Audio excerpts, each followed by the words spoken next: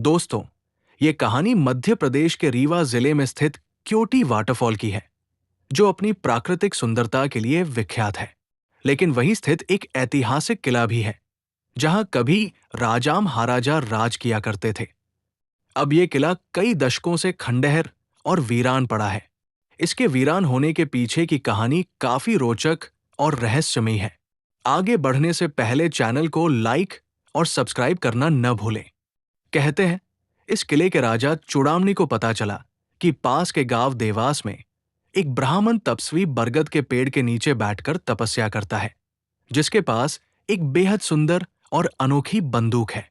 राजा ने अपने सैनिकों से उस ब्राह्मण से वो बंदूक मंगवाने को कहा, लेकिन ब्राह्मण ने बंदूक देने से साफ इनकार कर दिया।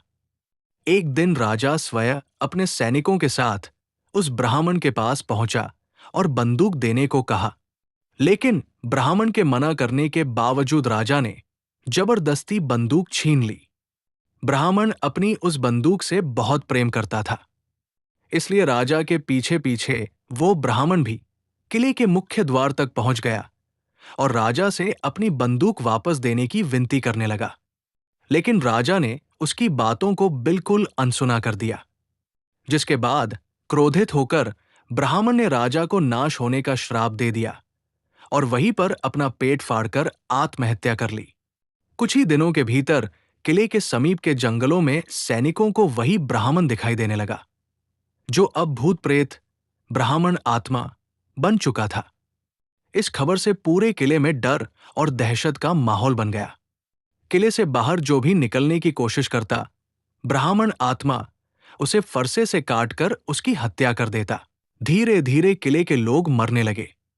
न कोई अंदर आ सकता था, न कोई बाहर जा सकता था। इस कारण किले का भंडार भी धीरे धीरे खाली हो गया। लोग भूख से मरने लगे और आखिरकार एक दिन उस ब्राह्मण आत्मा ने स्वयं राजा की भी हत्या कर दी, जिसके बाद किले में कोई नहीं बचा। धीरे धीरे वो किला पूरी तरह वीरान और खंडहर हो गया। और इसी के साथ कहानी समाप्त होती है। धन्यवाद।